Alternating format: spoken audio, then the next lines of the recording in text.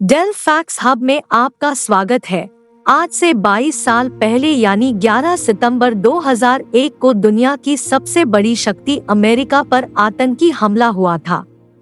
New York में world trade centre को आतंकियों ने अपना निशाना बनाया था। इस भीषणतम आतंकी हमले में 2977 लोगों की जान चली गई थी।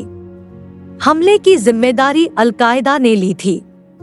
9 से 11 के भीषण हमलों को तत्कालीन अमेरिकी राष्ट्रपति जॉर्ज बुश ने अमेरिकी इतिहास का काला दिन कहा था। मामले से जुड़ी अहम जानकारियां। आतंकी संगठन अल-कायदा ने 11 सितंबर 2001 9 से 11 टेररिस्ट अटैक को वर्ल्ड ट्रेड सेंटर पर 2 अपहरित विमानों के जरिए हवाई हमला बोला था। सुबह 8:30 बजे के वक्त 45 मिनट के भीतर ही 110 मंजिला वर्ल्ड ट्रेड सेंटर की 2 इमारतें ताश के पत्तों की तरह ढेर होते देख दुनिया सन्न रह गई थी। इससे पहले 9 से 11 अटैक्स सुबह 7:59 और 8:42 बजे के बीच 4 कॉमर्शियल फ्लाइट्स, जिनमें से 2 बॉस्टन, 1 वाशिंगटन डीसी और 1 नेवार्क से कैलिफोर्निया के लिए उड़ान भरे थे, उसे अल-कायदा के आतंकियों ने अगवा कर लिया। सुबह 8:46 बजे अपहरणकर्ता आतंकियों ने अमेरिकी विमान संख्या 11 को वर्ल्ड ट्रेड सेंटर के उत्तरी टावर से टकरा दिया। सुबह 9:03 बजे आतंकियों ने अगवा अमेरिकी विमान यूनाइटेड एयरलाइंस की फ्लाइट संख्या 175 को वर्ल्ड ट्रेड सेंटर के दक्षिणी टावर से टकरा दिया। इससे पूरा अमेरिका सन्न रह गया, लेकिन दूसरी बार विमान के टक्कर से साफ हो गया था कि यह पूर्व नियोजित हमला है, कोई हादसा नहीं। उस दिन अमेरिकी राष्ट्रपति जॉर्ज बुश फ्लोरिडा के एक प्राथमिक विद्यालय में एक किताब का पाठ करने वाले थे। तभी chief of staff Andrew card ने वर्ल्ड ट्रेड सेंटर से दूसरे विमान के टक्कर के बारे में सूचना दी और बताया कि अमेरिका पर आतंकी हमला हुआ है। इसके बाद 9:42 बजे अमेरिका विमान प्राधिकरण ने अमेरिका में सभी उड़ानें तत्काल प्रभाव से रोक दी। 9:45 बजे के करीब सुरक्षा कर्मियों ने अमेरिकी राष्ट्रपति के निवास व्हाइट हाउस और अमेरिकी संसद यूएस कैपिटॉल को खाली करवा लिया।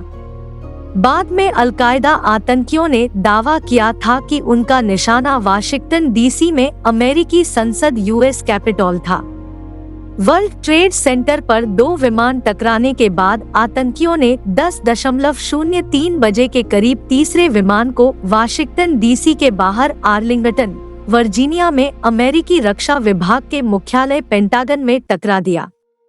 आतंकियों ने चौथे विमान को वाशिंगटन डीसी की ओर टारगेट किया, लेकिन विमान के कुछ यात्रियों एवं चालक दल द्वारा विमान पर कंट्रोल कर लेने की कोशिश में वह ग्रामीण पेंसिल्वेनिया में शैंक्सविले के पास एक खेत में क्रैश हो गया।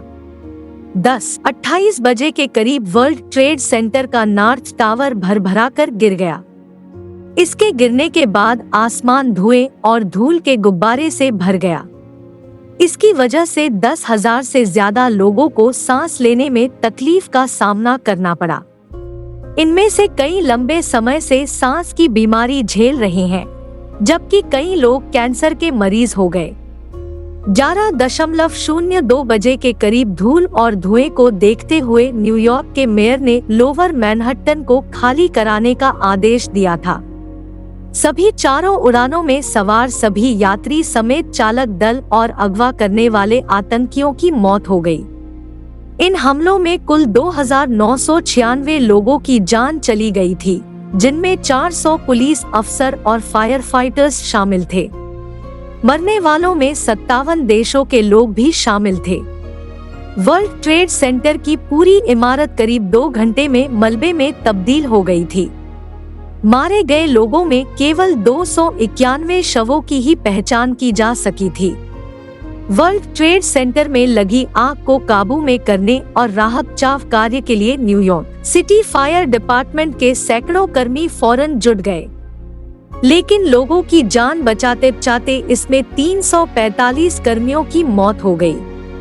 अधिकांश की मौत मलबे में दबने से हुई।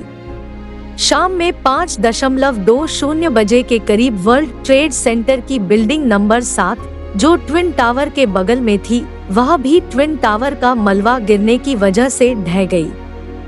9 से 11 के हमलों में 10,000 से ज्यादा लोग घायल हुए।